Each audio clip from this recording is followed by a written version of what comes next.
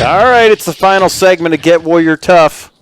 You can find Dutch at the Dutch Coleman on Twitter. I'm at Warrior Tough PhD. You can find us at the website getwarriortough.com. Find a handle, hook in.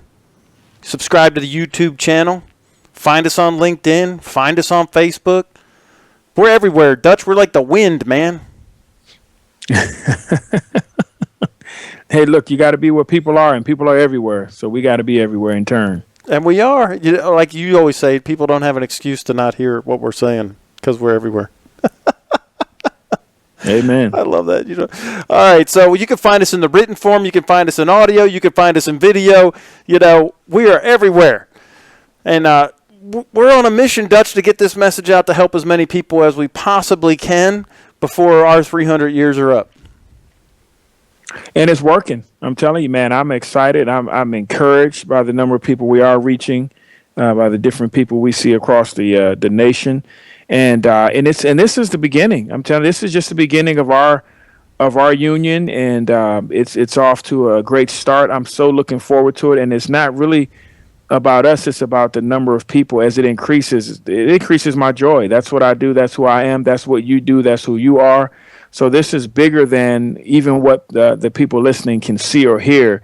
It's much bigger than that. So I appreciate every moment that we get to spend with people, whether it's talking, whether they're just listening, or whether we're just listening. I enjoy every moment of it. I'm with you on that. And it is such a joy when folks have better relationships, not just with their significant others, not just with their kids, not with just their families, but with their coworkers and their bosses or their employees, both, because we have CEOs that we coach as well.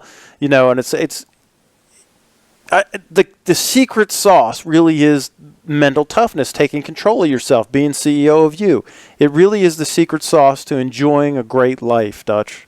And I'm so glad we discovered it, man. And the funniest thing about the mental toughness is it sounds kind of intimidating, but what it does is it's really a gentle toughness, because when you have the mental toughness and you have that capability, it allows you to be more gentle with people. Absolutely. It allows you to be more accepting of people. Yep. It allows you to be, again, we used the word empathy earlier. It allows for those things.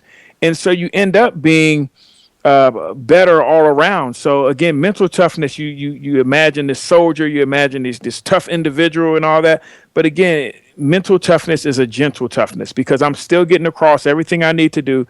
I'm still accomplishing all my goals. I'm still helping others accomplish their goals, because the way I'm communicating with them allows them space and allows them room to grow. I can still guide them. I can still lead them. And I don't have to be the tyrant. I don't have to be angry. I don't have to be non-supportive. I don't have to be single-minded. I can be all these other things. So again, I end up in my mental toughness come a gentle toughness. Right, and we operate out of a mindset or a base of operations where we come from as an elite warrior is from love and abundance. Absolutely. Not fear and scarcity. And there's a confidence. When you're talking about fear and scarcity, those people lack confidence when you operate in fear and so when I'm operating confidently, I'm not concerned necessarily how people may perceive me, because I know who I am and I know why I am and I know why I do what I do. So less of the attention is on me, right, getting offended or worried about me. I can take a moment and worry about you. I can take a moment and worry about the team. I could take a moment and worry about the vision, the mission. I can do that because I don't have to worry so much about me, because I know me. I know who I am. I know where I'm going. I know why I'm here. I know why I do what I do. So I've already done that on the front end. I don't need to spend time with my team on that stuff. I'm spending time focused on the mission. Right, and the beauty of that is it's almost counterintuitive. The more you spend time thinking of and loving on others, and you put the team first and the mission first, the more you do that, actually it increases your own credibility and your own self-esteem and your own stature amongst your peers, right? The opposite, when you're insecure, you're constantly me, and you're worrying about me, and it's all because you're insecure and you don't know who you are. It actually destroys all that, and that's a pandemic in the corporate world, and it's not just in this country, it's across the globe, man. People, it's all about the me generation and me first, and all this narcissism and all that stuff. It's really a self-esteem issue. It's because you don't know who you are. You haven't taken the time to walk down that path to self-discovery and self-awareness and build that internal identity. Amen. That's absolutely right. That's absolutely right. All right, so I got another question, and I don't know if we have time to tackle it, but we will. Can everyone be successful in a high-stress job, or do you have to be one of these quote mentally tough people to make it work? Well, I'll tell you what. As one of those mentally tough people, I don't exist in high-stress jobs. One of the benefits of being mentally tough is there's no such thing as a high-stress job. I've redefined, I've reorganized, I've reasserted, I've done all these different things that now have removed stress from the equation. People say that sounds like that's like voodoo talk. Or what are you, like David Copperfield, magician? You made the stress disappear. Yes, yes. I tell you, that's exactly what it is. Because and you know what? That should be exactly the goal. Because when you're talking about the things we're talking about living life more abundantly. We're talking about being able to live freely, right? Mm-hmm. So the thing you have to do is you have to remove that stress. You have to remove those things. So we're talking about why are we here again? Why are we on this planet? We weren't put on this planet to be stressed. Oh, that's crazy talk, Dutch, that you're going to get rid of the stress. You guys are nuts, man. You can't get rid of high stress. That's why they're called high-stress jobs. Come on, man. And you know who gives those terms out? The average person. The average terms come from the average-minded community. Yes, sir.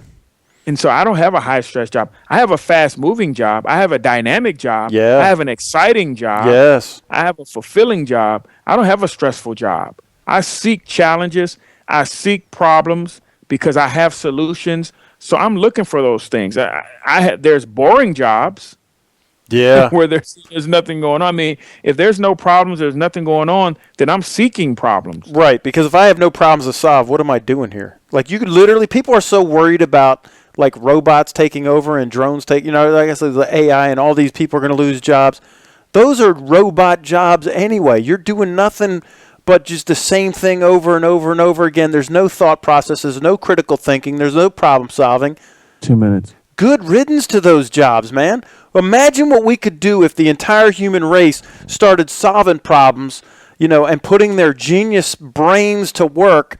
We could have warp speed, right? We could have that Star Trek transporter thing, Dutch, and you and I every week could be in the studio together instantly, and then we could go home and be with our family. It doesn't matter where we live on the planet. Wouldn't that be cool? Well, the funny thing about high performers and elite warriors, as I'll call them, the moment I solve all the problems and I go on vacation, I can only be on vacation but for so long. I'm going to be in Tahiti on the beach, what is it, people drinking Mai Tais or the drinks with the little umbrellas in it. And I'm going to be there for about a week, and I'm going to go, hey, man, there's a problem over there. There's a problem on the beach. They need my help. They need my help. You cannot get away from who you are, and what you are is a problem solver. You cannot, and that's what people need to understand. Right. This isn't just a thing. This is who we are. So you can't escape that. So I'm no matter where I am. I'm a walking solution to every problem. I'm looking for a problem, Dutch. And in fact, if there isn't any problems, then I'm out of work, man. And we're looking for people to help. If we aren't solving our own problems, we're looking to help people solve their problems. So it's a never-ending mission. There's always, the moment I solve all my problems, there's still problems that exist. I can help someone else get where they need to be. And that's what we do each and every day of our lives. I like it, man. It's a great way to live, dude. The hour's gone. Dutch, I'll see you next week. Peace out.